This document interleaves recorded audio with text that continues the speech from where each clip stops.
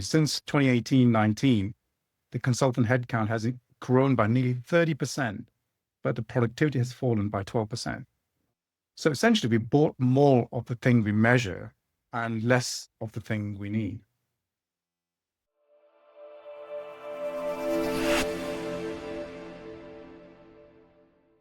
Good afternoon, everyone, and welcome to our 9th Thinking Differently webinar series, Beyond Job Planning. For those of you who are joining us for the first time, we created this series to make space for what we believe are the harder conversations the NHS needs to have.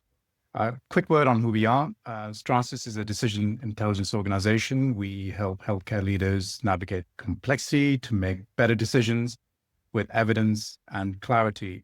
Essentially, we describe ourselves as the decision intelligence engine for the NHS. I'm Naeem Younis, founder and CEO of Strasys, and I have the pleasure of being your chair for the session today.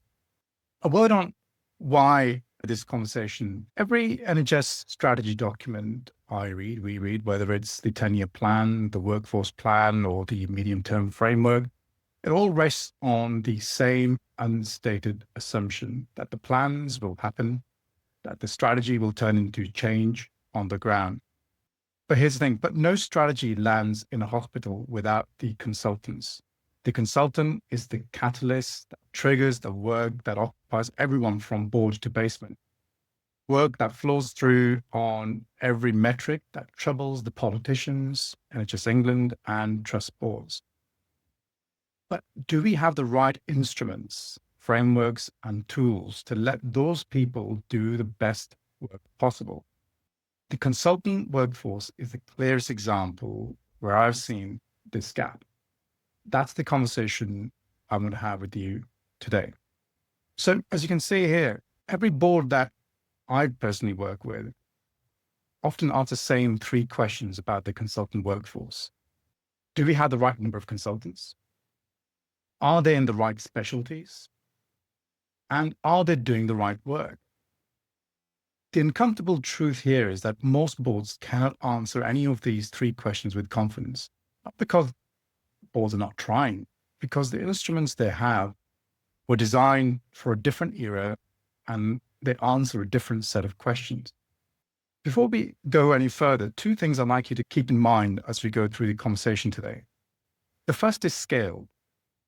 Consultants in the NHS are roughly 5 to 7% of the NHS workforce, a small fraction of headcount, but they hold a controlling fraction of the resources the NHS deploys.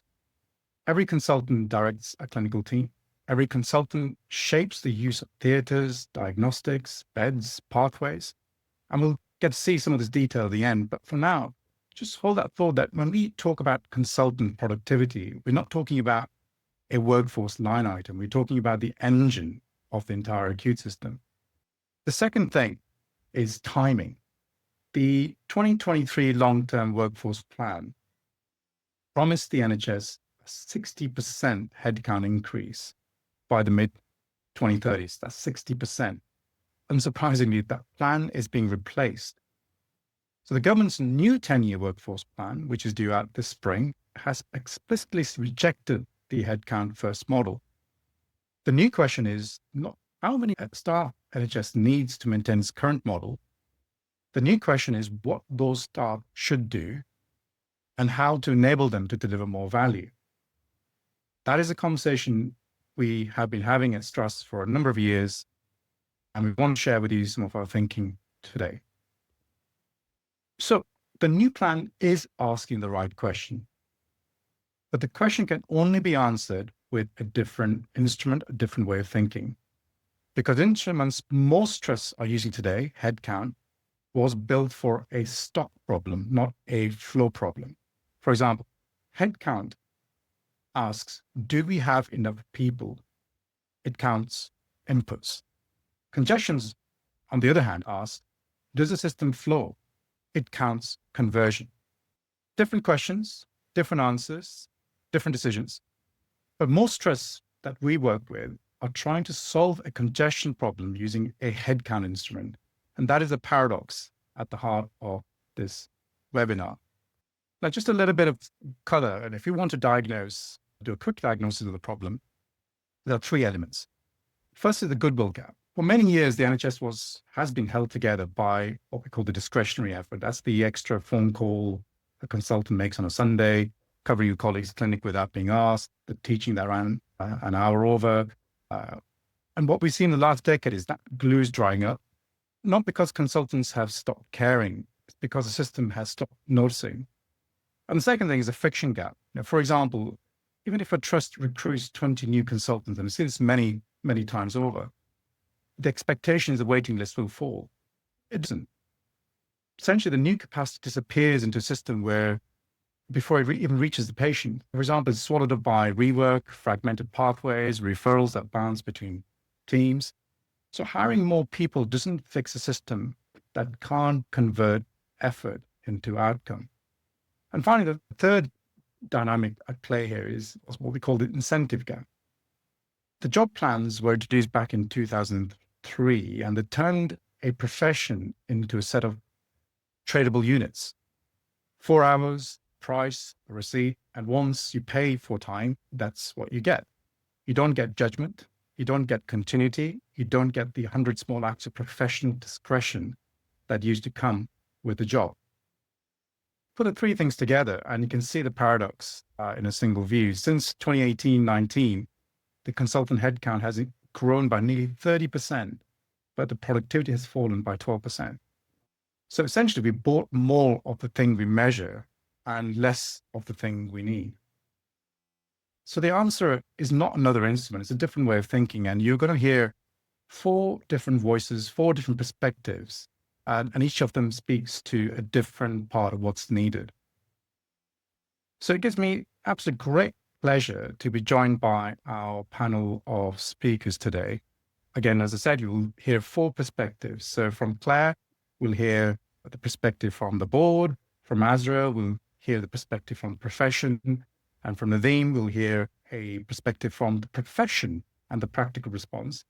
And finally, we'll be joined by Rachel, who will be sharing with us our work we're doing at Alder Hey in terms of how we're turning this into reality and what it means from the perspective of value.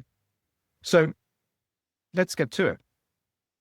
So let's start where every consultant workforce conversation ends up, the board table.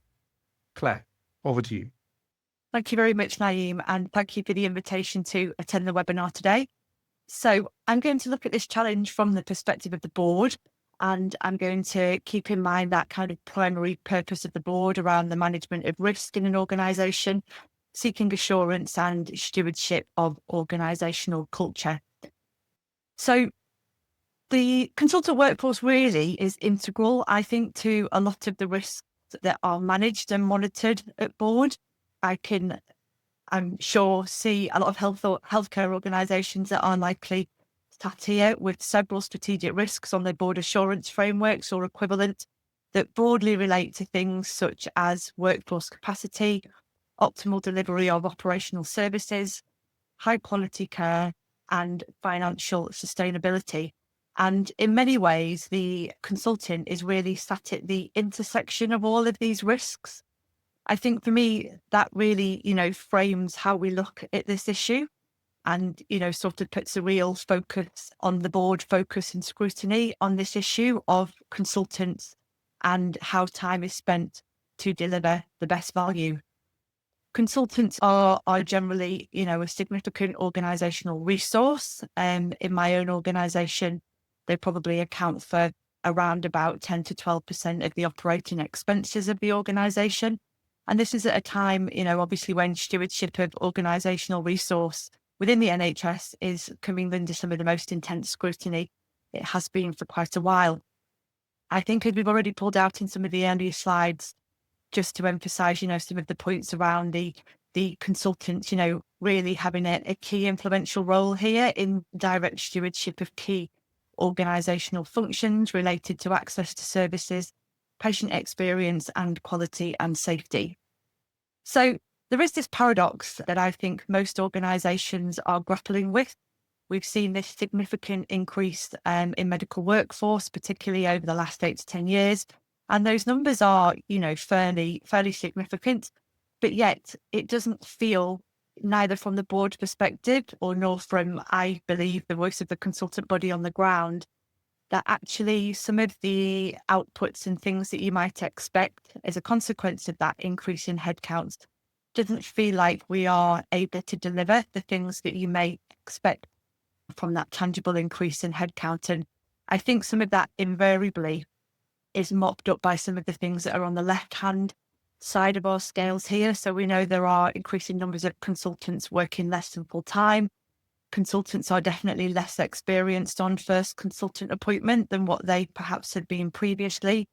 There is very definitely an increasing complexity of patients that require care, often with sort of multiple existing conditions. And also, I think really key for me, a raising of clinical standards throughout the years. And I think particularly the expectations of much more out of hours and non-elective activity being directly led and sort of delivered by consultants as well.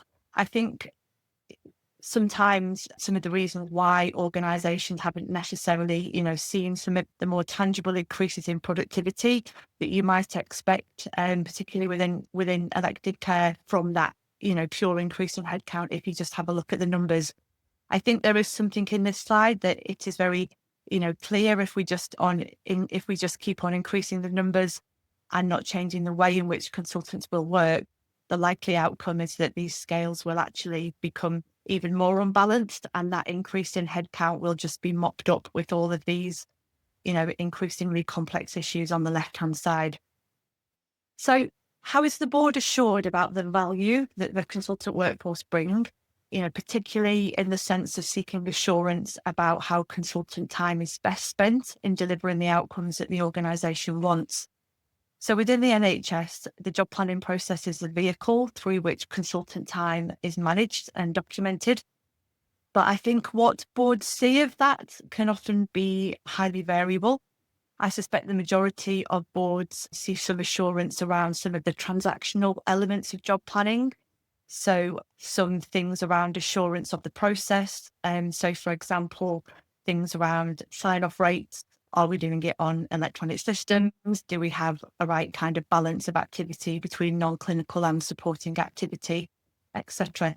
And these are all really vital things, but they are fairly basic and don't necessarily have much of a link to that wider question about, how can we demonstrate that we are getting best value out of consultant time? So what else could boards seek from an assurance perspective that provides, a degree of assurance that consultant kind of resources being optimized? And indeed, is it that we even have that information to hand? I think the first part of this for me is related to evidence and assurance of changes to the way in which consultants are spending their time, both in delivering direct clinical care and non-patient facing activity. So this has to sit alongside evidence of some of the transformational work that, clearly is ongoing in many organisations. And actually there is a real key part, of linking that transactional element of job planning into actually evidence of how that is supporting transformational delivery of clinical service models. I think a good example of this at the moment currently resides in the outpatient space, where we know, that the traditional model has been with us for around about 50 years. It's not the most effective way of managing large numbers of increasingly complex patients. Yet there will be many job plans that still talk in units of outpatient clinical activity that is delivered. I think that what is needed within organisations in terms of that transformation perspective, is really to be able to demonstrate and to assure boards that actually there are changes in the delivery of that service model, and that the way that consultants work, has changed to deal with some of the most pressing organisational issues. The second part of this, which is almost one further step on, is really challenging ourselves as boards, to demonstrate the value that is created, and really looking at, that focus and that link between how consultant time is spent and what the outcomes of that are. Particularly the link to health outcomes within the local population, So we know that, in many organisations, services, consultant numbers, how they spend their time has evolved. And sometimes that is an involvement that is based on what the service and what the organisation can offer, rather than what is actually needed at a population level to deliver that service. So for me, there is something around flipping of this question on its head, and not thinking about the number of cardiologists that we have and how many job plan sessions we have, but actually how many of those are needed and what kind of sessions are needed to deliver the outcomes that our local population need. I wanted to finish really by acknowledging the role of culture in this space as well, and reflecting on the opportunity that this agenda presents for boards to examine some of the relational aspects between the medical workforce and the board. So, I think often the job planning agenda as a whole seeks to ensure compliance in this space, whereas I think the piece that every board really wants to know and seek assurance of, is that they have evidence of effective medical engagement, not just compliance. And by that, I mean effective medical clinical leadership of the change agenda, active clinical involvement in stewardship of organisational kind of resources. Those are the things that really matter to organisations. And so I finish before I hand over really with a thought to people on the webinar, and, that challenge back to boards around how can we look beyond job planning in the HR and transactional space and really move it on into a space which really supports, one, the delivery of transformed models of clinical care, and two, as a vehicle for ensuring effective engagement with the medical workforce. Thank you. Thank you, Claire. I love your line, culture eats policy. And I think it's a really important point in terms of create all the policies and plans, but if the culture isn't there, the policy won't land. And the other thing which became very clear was how important this is in terms of a governance question and agenda, because the consultant workforce really does sit at the heart of the four interlocking issues you raised earlier on in terms of recruitment, operation delivery, quality and financial sustainability. And that constant balancing act between the demand and the supply and limited resources, we have to think beyond job planning.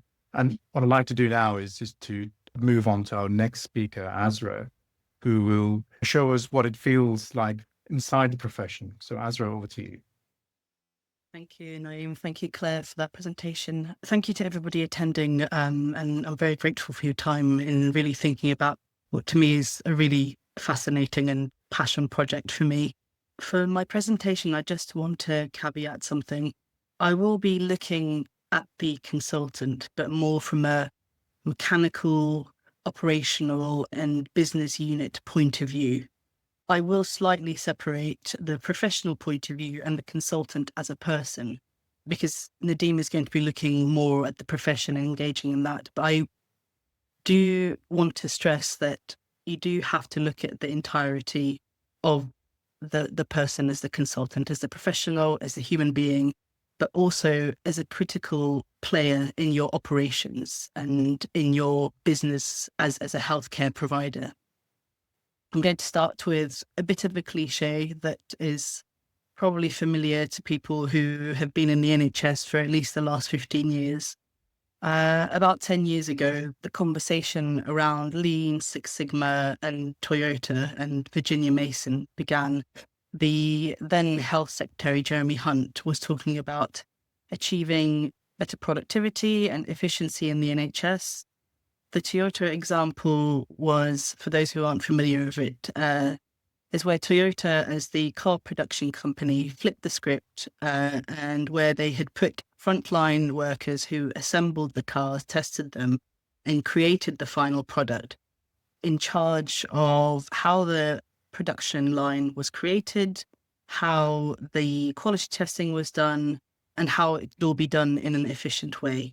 So with that example, Jeremy Hunt, the health secretary at the time, was looking at where this was implemented in healthcare. And Virginia Mason was touted to be the exemplar of productivity, efficiency, and clinical efficacy. And around that time, the policy that was going to begin the improvement in productivity was looking at junior doctor contracts and how we could implement better efficiency through 7-day working, which I think is very timely in this current moment. For those who might remember, this instigated the first junior doctor strikes since the 1970s. And regardless of the BMA referendum, where junior doctors rejected the offer of the new contract was imposed in 2016. 10 years later, the majority of these junior doctors are now consultants in the NHS. The consultant headcount is at its highest, with nearly a third increase since 2018. And the productivity, according to our analyses with NHS trusts that we have worked with, has been absolutely marginal with these headcount increases. And in one example, it was less than 3%. So why has the NHS approach to improving productivity failed in the last 10 years? What have we not learned from Virginia Mason and Toyota? The reason why I highlighted the 2016 terms and conditions and the strikes and the imposition of policy was that the policy, in summary, did not make sense for the bottom-up reality, and that's where the tensions grew. The difference with Virginia Mason and Toyota was that frontline workers comprised of experts who were physicians, in the Virginia Mason example, know their product. A successful patient episode, that was their product. And they and their teams designed the process, which was the production line, of how to achieve the best outcomes. And the outcomes aligned with the policies that the executives had enabled the teams on the front line to instill. So I guess the key question here, and Carl, if I can get you to click, is, does the NHS understand what its core business is and what is the product at the end of the production line for the NHS? So sticking with the analogy of the production line, when we looked at research into business models in healthcare that achieve good financial, clinical, and operational efficiency, we know, and from our own experience, we know that in a hospital setting, the consultant is the means of production. The consultant is the producer. They deliver the key product. They are accountable for the whole patient care pathway, and they direct how the team or the production line achieves a successful patient episode, which is, in their training and in their understanding, the end product. But when we measure NHS productivity, we look instead at markers such as new to follow-up ratios, access, waiting list times, which are all important markers, but it's not the end product. And the issue with using metrics and prioritizing metrics such as new to follow-up ratios is it creates the production line focus on parts of the process rather than the designed end product. And this is where the tension from the frontline stems from. So frontline clinicians, by training and experience and just sheer proximity to the patient, will begin to work against the system to achieve what they understand the end product to be, which is a successful patient episode, rather than that being a byproduct of the process of new to follow-up ratios, waiting list initiatives, etc. And this is particularly acute for consultants because the final accountability rests with them. So going back to policy, top-down policy, which I fully appreciate is not always controlled by NHS organisations. If we can click that, Carl, the next bit is one key policy is the job plan. And the way this adds to the increasing frontline tensions is that the job plan often doesn't quite reflect what's happening on the ground. It can, if it's not handled correctly, it can create uneven workloads. It can lead to unfair compensation. And it also constrains capacity by effectively imposing a certain way of working on the consultant. And the best analogy I can compare this to is for anyone who plays Blockfast or Tetris, if you imagine a certain configuration of blocks, and you only have one specific configuration of blocks, so one to fit it into your overall puzzle. You can't change the blocks or the shape of them. You have to fit them in areas where potentially they could overlap. You will have gaps. you will add more stress and create more waste unnecessarily because you do not have that flexibility. And that is the job plan, which is a one-dimensional tool in a system that's dynamic and changing. And this is a system that consultants particularly understand well because they control the means of production. So to really kind of wrap that up, the job plan also sets the incentives for the workforce, for the consultant workforce, but it doesn't set it according to need and according to the work done. When we design job plans or when we offer a consultant contract, it's often done to capacity, and that's dictated by the job plan contractual rules.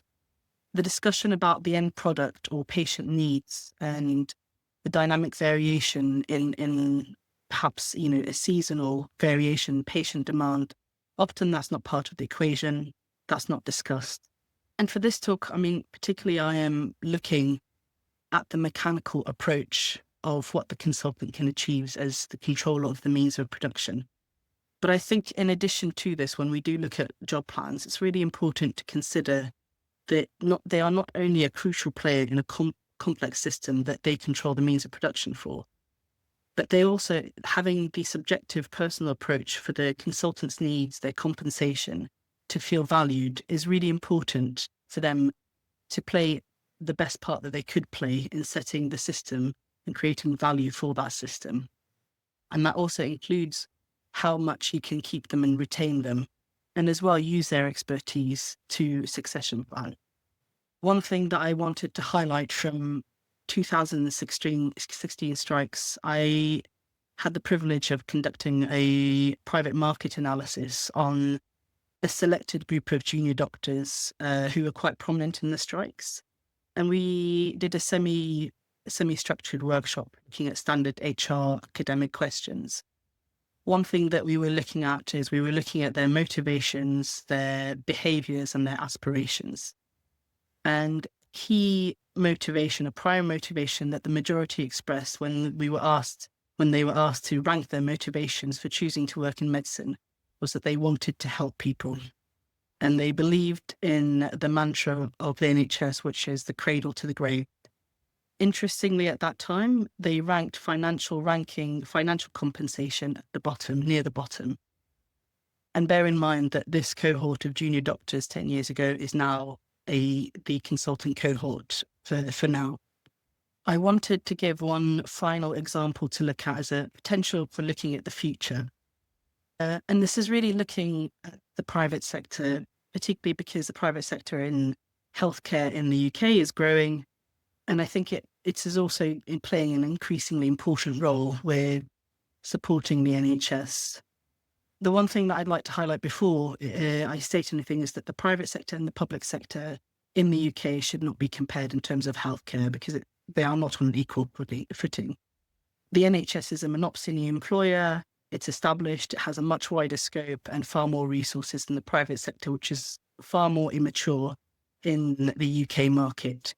But I think one key aspect that the private sector has in this market is that the private sector has the ability and has the flexibility to align its top-down policy with bottom-up reality. And the tensions between the private sector and the public sector is both the private sector and the NHS utilise the same workforce. So there is a growing tension there, and we do have to start to think about how this is being used. In this particular example that's been highlighted by the BBC, I found this example to be quite interesting. It's two NHS consultants in the Bristol area, an anaesthetist and a surgeon, that have their own private company. They used insourcing in a really innovative way, where they used dead operational capacity, such as theatre time, staff who worked in those trusts, and decided to tackle the waiting list in their own company as a private sector. Now, they achieved incredible productivity where they really cut waiting lists quite significantly. Yes, they did make a profit, but one of the things they did not do was cherry pick easy patients. And simply because they were operating in an NHS setting where there is capacity for these patients to go back into the NHS and be treated by their colleagues. This is an incredibly efficient way of executing this, and I would love to understand a lot more about how they achieved this operationally. But I think this is really an example of where some of these innovations and thinking out of the box are going to become much more common in trying to bypass some of the constraints that we do have in the NHS. But it's also demonstrative. If we look at all the data that we have, what are the hallmarks of how this was achieved and why it was successful? It was consultant or expert led. The product was clearly understood, which was surgery, and the production line was controlled by the experts, and the metrics, which was the end product, aligned with what they were aiming to achieve. So I think this is an example that we should be looking at as potential that could expand in the future. So just to summarize and end on the note that we know that expert leadership from both research and multiple examples over the years, the expert leadership that controls the means of production, once they are put in charge, they reap system-wide benefits. And if we look at where they fit, the workforce fits, we know that this bottom-up approach from understanding the granularity and the dynamics of what happens on the shop floor can really give a colourful and really important visual approach to those at board level for them to implement policies that make a lot more sense for those on the ground. So the consultant workforce, they're not just highly trained professionals. They have a critical role in the entire operations of what your end product of what you're trying to achieve. And the final slide before I hand over to Nadeem is that what we have in the NHS in terms of our tools, our policies, at this current moment in time, there are constraints. We do not have the flexibility to really get the most out of our consultants. And that's really something that we should be looking to in the future. Thank you very much. Thank you, Azra. Thanks. I'd like to really just start by talking about where my thinking on all this kind of started and how we've perhaps landed to today and what we need to do after today. So I wrote this piece, which is in my LinkedIn profile, around NHS consultants and job planning and productivity all the way back to 2024, early 2024. And the reason this was set out by me was fundamentally because I began to notice that NHS England particularly was very focused on trying to use the job planning instrument to try and help recover the productivity challenges that became very, very acutely evident post-COVID. And you could see the social media activity and the sort of inspiring efforts to push the idea of using this instrument that was now 20 years old. And in this piece, I kind of outlined the history of what this instrument is and why it became to life, and what the real implications have been of this instrument since its implementation and the challenges since. And you can find this on my profile. And then from that piece, started to write about what I began to observe and what I began to hear and what I began to find around the implications of the junior training resident doctor strikes, of which we've had so many, I've almost lost track of them. Certainly the first one I experienced professionally as a medical director was 2016. And then we've had maybe 15 or 16 since. Dealing with the congestion then seems to be a forever problem. Strikes begin to reveal that if you have the right type of decision maker, the consultant effectively at the front door, making the decisions, carrying the risk, suddenly the congestion goes away. A&E targets are being met easily, corridors are empty, waiting rooms are empty, even inpatient facilities started to empty, fundamentally because of the right person in the right place in terms of seniority and decision making, which then, of course, starts to get me to think about what is it about the consultant model that we need to really reimagine. It can't just be about the allocation of the consultant in the right place, which in itself seems quite difficult, but evidently doable under certain circumstances. So all these pictures basically are showing that these are all pieces that I've written fundamentally around the topic. And this particular slide illustrates that I ended up writing 4 or 5 pieces just focusing on the question of the consultant model. Having been a consultant myself, having managed and job planned consultants in more than one building, the question sort of started to arise: what should the consultant model really be if we're serious about the challenges the NHS faces, which are of course financial, but really about generating better value out of this really expensive investment that Claire talked about, accounting for 10 to 12% of the operational cost. But in fact, if you look at the actual cost of a consultant, the salary of a consultant comes with about 3 to 4 times additional costs that fundamentally fill out the pyramid underneath a consultant, and that needs to be well connected and secure to allow for the consultant to be really efficient and really productive. And of course, we live in a world now where CIPs, I actually lived in CIPs for a long time, where they keep chipping away at the bottom of the triangle, and I wonder why the consultant is less able to do the job they're supposed to do. So these pieces are also all in my profile, but I began to conclude something about the idea partly tossed on by Azra, which is we know that NHS consultants prefer to do more work, private work in NHS buildings because of the fact that it is safer. And if we can find a way of doing that, i.e. change the incentive structure, we end up finding out that these folk can be extremely productive and extremely efficient and actually meet population needs, patient needs, and even performance needs, albeit with a slightly different shape in the relationship between the consultant and the organization in which this work is being done. So these pieces started to bring these ideas together, but we still end up stuck with the idea of there's this instrument called the job plan that still needs to be the focus. One of the things that I had fun doing recently was presenting a seminar or delivering a seminar at Bayes Business School around medical leadership and the role of medical leadership in the context of the consultant. And in that, I used some data, and this is some of the data that I used. On the left, you'll see a piece that I wrote about NHS consultant workforce growth and how are those decisions made.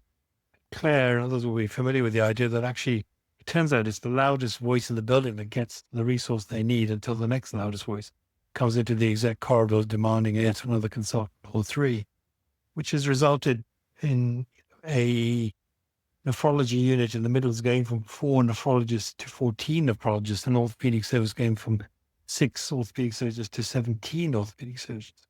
I then took the data from my own specialty, pediatric nephrology, and you can see the data on the top right, and asked the question, how do we go from 27 pediatric nephrologists in 1994 to 75 in 2020? And in fact, it's even more now. And this is in the context of a population, yes, growing, but actually relative to population, we have more nephrologists than we've ever had in a population of decreasing children and in a disease, in a specialty where disease is, you could say, more complex, but actually made less complex by modern drugs and technologies. So something must be driving this. And it turns out when you talk to my colleagues, a lot of it seems to be, or at least part of it seems to be about work-life balance. And in one unit, a consultant leader told me that they have almost double the number of nephrologists, but they've increased the number of meetings per week by at least 25%, and decision-making has become more difficult. So there are consequences.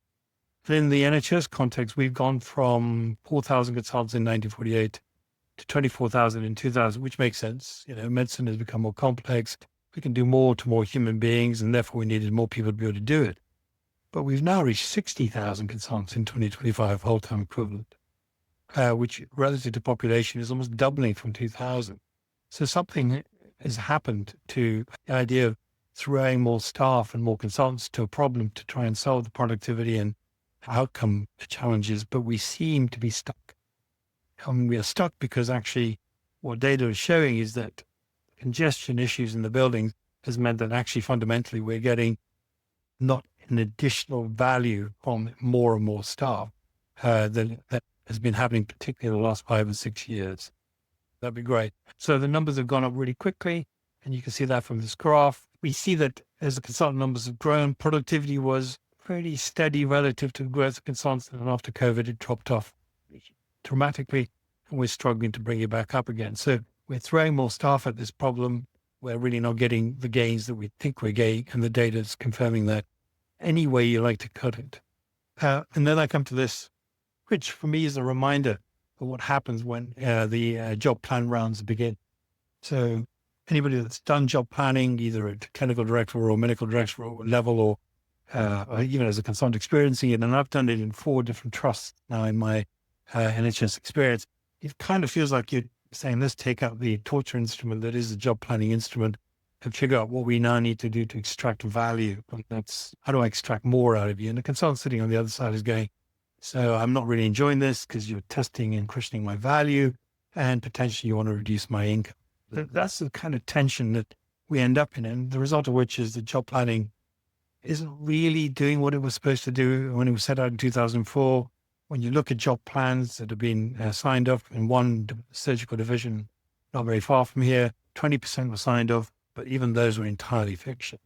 In other words, it just isn't the instrument by itself that is going to make the difference, and it never will, because of the way it's used and when it's used and the approach taken with it. So back to the point that was raised by Naeem, we have a goodwill issue, we have a friction challenge, and the incentive, which is just PAs, isn't going to be enough, and it isn't enough. What is a consultant for, right? Why are we investing in these expensive folk? Well, fundamentally, it isn't just do the work. I mean, sometimes I used to say, well, I'm better off appointing a locally employed doctor at a SAS level, just to get 8 or 9 PAs of just clinical work out of them. A consultant brings a lot of stuff to the table. They control and direct the means of production. They're ultimately accountable. They assess, manage, but also carry the risk like no other member of staff. They call to clinical quality, and they generate the value. They set the tone and they create the culture. So if a board thinks they set the culture, another thing coming, folk, it's the consultant on the ground that is key to creating and setting the culture. But also the job is to inspire the team, particularly the most difficult of times.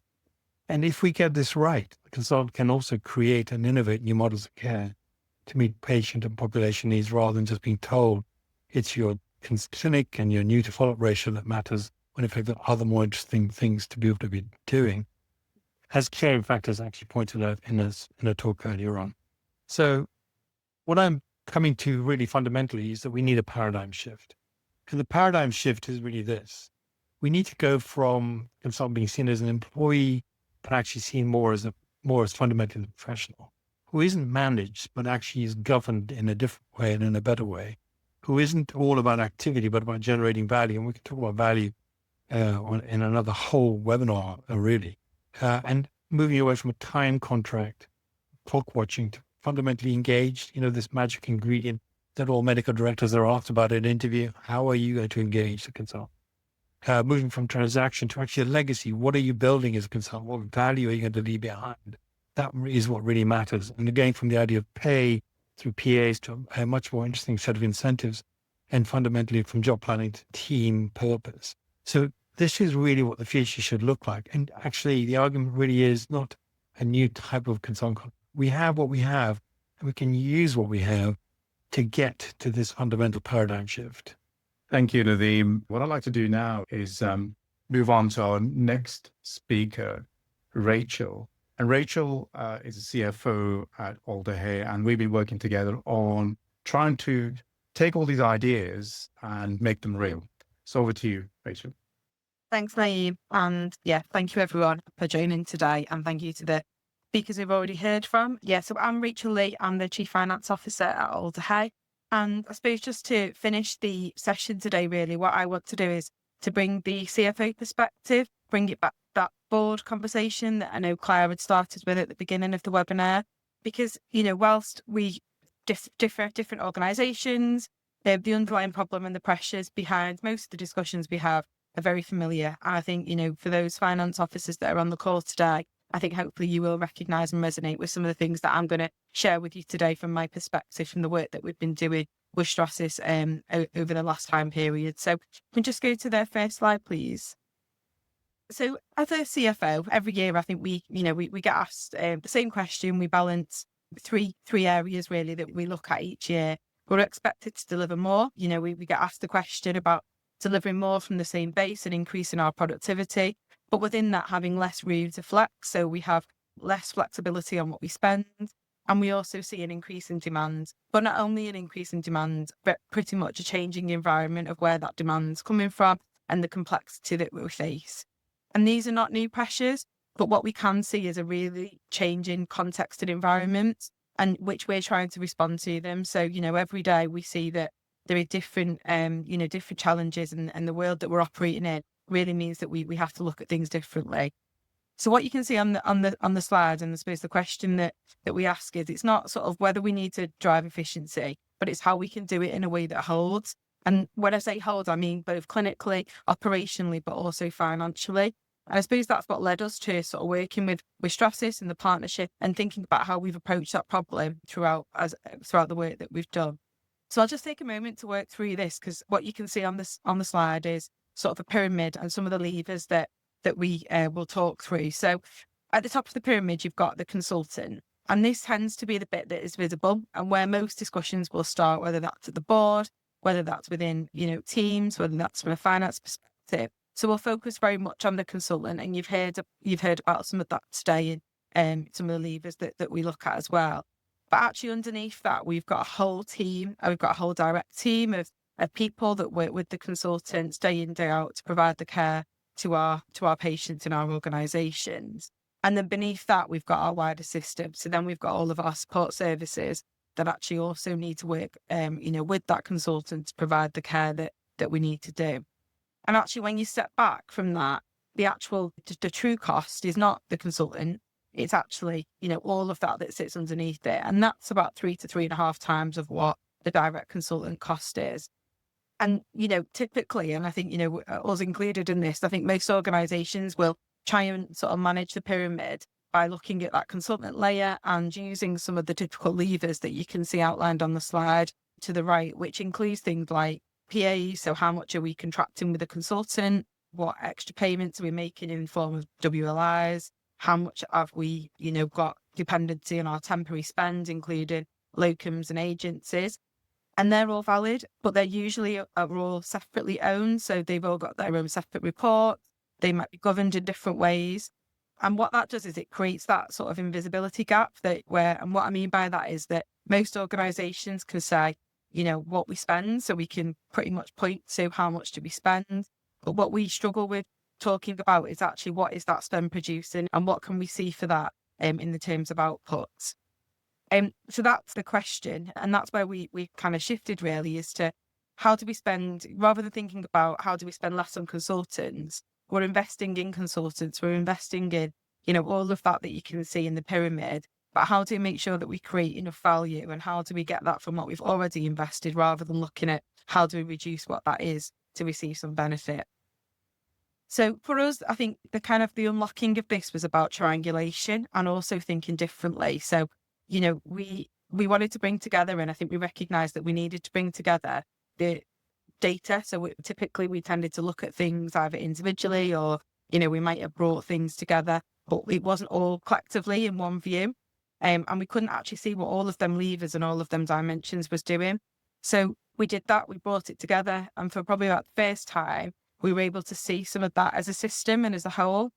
And there were some assumptions that we went into when we were pulling that together. Some of these held, some of them we didn't. And I think we were quite open that isn't a criticism of some of the things that maybe decisions that we'd made in the past, but it was really just a key reflection on we were using the data that we had accessible to us at that point in time.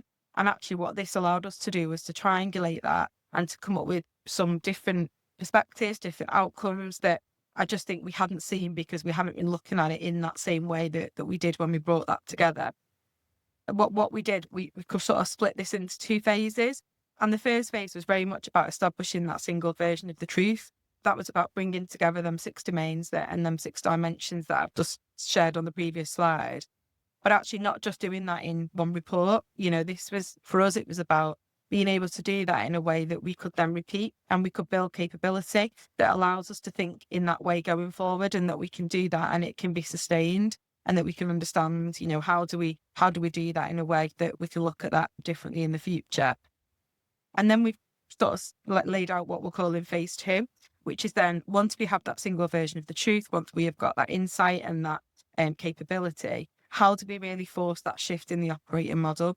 So how do we start to organise ourselves around outcomes, and, don't focus on the transaction of the spend, but actually, how do we bring that together I suppose more importantly for us is about devolving that responsibility to consultants, but also to wider teams. And I think, we've spoken a lot about that. I think that is something that, we've tried to do, and we recognise is that, it's the right thing. But actually how this feels different is that we have got this single version of the truth. We're empowering consultants and clinical teams with a set of data and information that just hasn't been visible before. And that enables us to then think about the decisions that we take from that, and how we then look at how we actually deliver the value and how we can focus on that as we move forward. So I think, for me, we still got quite a lot to do. What we've got is, we started to build on the tools and the processes, but we know that the things that we have used in the past won't be the things that we need to use in the future. That we'll need to adapt, we'll need to change. And I think, the key thing for me is about us shifting to a world where we start to enable value rather than just managing what we're spending. So rather than looking at just that consultant at the top of the pyramid and thinking about, what are we spending? How are we using the tools that we have done in the past, such as job planning to get the, that spend out, or, that spend reduced? Actually, how can we use that data, and how do we make sure that we can then move that to a shift about enabling that spend, creating the value, and then maximising that as we move forward in that complex context that we've spoken about. So that's all I wanted to share. As I said, we've been working with Strasys for quite in this partnership, and I think we're excited to kind of keep going and see where this takes us to. So on that note, I'll hand back to you, Naeem. Thank you, Rachel, and thank you for taking us through that. Thank you all. Thank you to all the presenters. We've got a little bit of time. I can see some questions popping up in the chat as well. So if I can just ask all the presenters to be on screen, and then start off. And I think just looking through the questions, there's one which seems quite an interesting question to get us started off with. The question is, if consultants have to be good managers, how much training do they get in the principles of good management? Claire, a perfect question for you. Yeah, I suspect in reality the answer is fairly variable, isn't it? There's not often a huge amount of formal training, I think, that comes through, certainly as part of training pathways, which traditionally have been very, very, focused clinically. I do feel that, is a missed opportunity, that there are opportunities there to better prepare our consultants of the future for delivering their clinical work in the setting and the context in which they have to. But the rest, I suspect is very variable, dependent upon organisations. I personally am very passionate in developing kind of clinical leadership, because I do really believe in terms of how organisations are led and governed, that actually invest in, time, energy and resource into supporting clinicians into leadership and management positions, actually does really sort of deliver some key benefits down the road. So, certainly in my organisation, we are fairly proactive about, identifying either talented or, people who wish to undertake that kind of training. But I suspect it's patchy. I think he's summary and possibly some definite room for, improvement, and thinking about it actually at a more strategic level about how we better train and equip consultants of the future to work in the NHS. No, thank you, Claire. And I think that's a critical point there, is having the consistency and making it constant across the whole development agenda within trust. And it's something which, Rachel, we've come across as well in terms of our work, in terms of if we are going to develop the future generation, then we have to give them the skills and capability to do that. And if we do that, switch the dimensions. I'll just quickly touch on the previous question before I answer that one. So Claire is spot on about the fact that it's highly variable in terms of development of current and future medical leaders, if that's the right term. What I've been always struck by is that a lot of emphasis is put on the soft stuff, which is of course important, but the really hard stuff barely gets touched. The skills required to make good decisions. How do you use decision intelligence as an approach to actually get to some of those hard stuff, which I think is my lived experience in terms of what I wasn't exposed to and what I'd learned more through accident rather than by design. To your question about a new contract, do we need a new contract? The answer is, well, the paradigm shift feels like we need a different relationship and a different sense of the value of this really critical bit of the workforce, right? And do we need a new contract? I mean, the answer is maybe ultimately, but right now I think we have enough in the way of instruments. But more importantly, it's within our gift how we change that relationship. So it is about narrative. It is about setting a different perspective on the idea of value. It's a different. I mean, the incentives are not just tracked in the contract. There are other ways of incentivizing folk to be able to do this work really well. And they are motivated. Remember, so in one sense, we're trapped with capitalists in a socialist system. Azra's example proved that the capitalists let loose can genuinely do some extraordinary things, right?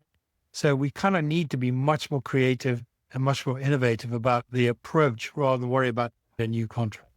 Actually, I'd like to bring Azra in. And Azra, you talked about different perspectives, both from private sector and other sectors as well. I mean, what's your thought on the question of incentives, but also at the same time, in terms of coaching and training and building the capability of future consultants as managers? I think that's actually quite a critical question. You know, if consultants have to be good managers, how much training do they get to do that? And actually, there's a wealth of body of research done by colleagues at Bayes Business School who've been working with. If I can get a few examples, I think back to Nadeem's point is that one of the issues that we have in the NHS, before I answer the question, is that the NHS does not actually fundamentally understand the value of clinicians. And this goes back to experience from as back, as early as 2016, where the value of junior doctors was not fully understood by people in the negotiating party. And therefore the top-down policies were set with that level of blindness. Now, if we flip the script and say that the frontline workers have the ability to have the autonomy to manage and execute and have some executive power, then how do we enable them to do that?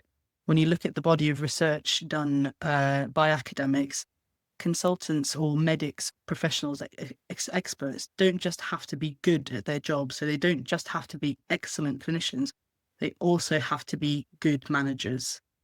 And how you do that, I think, is, as Claire was saying, it's a moving feast. Now, the history of what we have in the NHS, we started off with fellowships within the private sector, which were very small. There were pilots done when I was training. I worked with Deloitte to deliver some fellowships.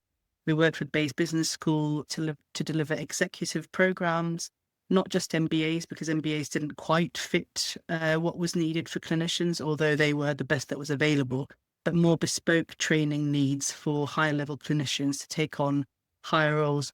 But also importantly, and at trainee level, there are new programs and curricula set for understanding how workforce and operations in healthcare can be executed, and putting trainees in chief registrar roles are really innovative ways to really engage the clinicians on the front line in management decisions. So I think that's how we start. Brilliant. Well, thank you, Azra. And I just want to switch to a slightly different topic.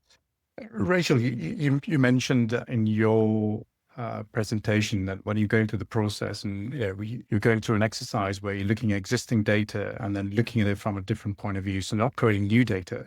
And you mentioned there's some surprises which you came across, which you wouldn't have come across if you didn't go through the process. What could you share with us? What kind of the surprises?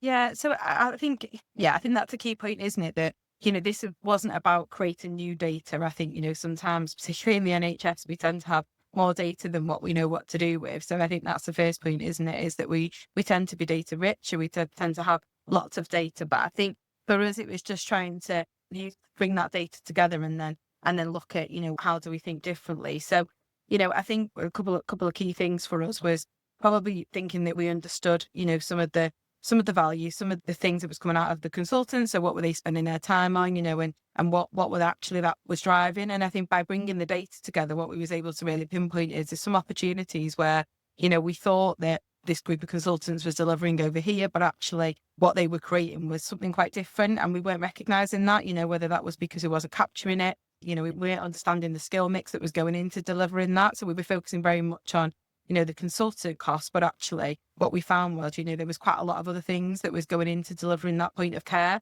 And by bringing that together, we was then able to kind of break that down and actually stop measuring just from a consultant output, but actually looking at that from, a team perspective and thinking about what that is delivering. So yeah, that's just probably one example. And I think we're now able to take that forward then into, other teams and expand on how we do that across the workforce. Because, you touched on it then actually, the consultant is one part of, what can be, very much of a broader team that we don't always pull their data in together. So yeah, just probably one perspective. Brilliant. Thank you, Rachel. And I'm just looking at some of the questions, a couple of fun ones I wouldn't mind asking. So question for Claire, will you get to NHSC 95% job plan signed off? If so, will that work to lift the value? Thanks, Naeem. Of course, if the first time but it lifts the value. So what a signed off job plan indicates is, there is a level of assurance there, isn't there, that a process has been followed and there's been participation in that process, and there's been, varying degrees of compliance, I imagine, in terms of signing it off. So I think, if I triangulate that back to one of the slides that I showed Naeem, clearly that's the first step, and boards and organisations do, have to have a level of assurance around, stewardship of that resource. But does having a signed off job plan, inherently lift the value that is delivered as part of that process? I'm not sure it does. I think it shows that level of compliance. I think the bits that kind of deliver value that we've all alluded to, in our presentations are really those bits around, are we making optimal use of that time? Are we, really supporting consultants to work in a system without waste? I think that actually is, if I look forward, quite a significant risk for organisations. So I think a couple of presenters here, have talked about that underlying infrastructure. And certainly if you spend, any time out talking to consultants, some of what will come back to you in their conversation of, how they spend their time is that they are often and increasingly, spending their time undertaking tasks which don't need consultant time and which definitely do not add value. I think with the pressures on headcounts and cost improvement, issues with organisations over the next year, there is a real risk to me that position could actually get worse. So I think all of those things for me are not necessarily captured as, part of the signed off job plan. It's the starting point. But actually, there's so much more that we need to be able to demonstrate out of job planning. Yeah, no, absolutely. And to go back to the point you and the others have raised, is it's a tool in a toolbox, and we have to get the whole structure and framework right where we can steer it towards what Rachel we talked about in terms of values. And you can connect the current here and now operational imperatives with the longer term view, but you have to take a longer term view in terms of what we're trying to deliver here. I know, brilliant. And I can't resist asking you this question, Azra. So did you look forward to your job planning review? I think, I echo completely what Claire said. It was, this is what I could do. How can I fit what needs to be done? Oh, we can't fit it. Okay, it's up to you whether you do it or not, which resulted in me having to miss crucial MDTs or coming on my days off. So it's it was, in the end, it's whatever your capacity is. So yeah, it's an obstacle to get through. So mixed emotions. Brilliant. Just a conscious time. So I'd like to kind of wrap things up. And again, thank you all to presenters for making the time to discuss a very important topic. But one last question for you all. If there's one thing that you would urge every leader to do when they leave the webinar in order to deliver the change needed, what would it be? Particularly focusing on the consultant capacity and optimizing value. It's a bit of a mouthful, but essentially, what's the one thing you want people to take away? So if I start in order of the presenters, so Claire. Thanks, Naeem. So for me, I think it's that question of seeking the assurance that, and, supporting the most effective use of consultant time. So are consultants doing only the tasks and things that consultants can do? And, how can leaders support them better to maximize their time in that space? Started to work that out, which will reveal things you haven't got in your toolbox that you need to develop. You then might then come to the idea that we need to change our relationship with consultants. And then you go to this thing called team job planning. I would start with that at the end. I get to the end rather than the beginning. So there are lots of things I think we should do differently, really. Wonderful. And quickly, Rachel? Yeah, I think to add to all of that, I think it's that engagement, isn't it? I think to get to what we've been talking about, it's that start the conversation, have that direct conversation championed by, our your chief medical officer, and have some conversations with consultants to start that piece of work and to talk about what we've said today. Wonderful. Thank you all. So we started with an important question in terms of organizations. Are they clear about how many consultants they need and the capacity and capability? And there's no one size fits all kind of solution here. We have to think much more broadly, think about consultants as human beings, as well as their role and context within the organization, and bringing all the different pieces together. How do we move from a subjective perspective to an objective perspective and start thinking more long-term rather than short-term? So lots to do. We have another webinar coming up 3rd of September. So all remains for me is thank you all and see you in September.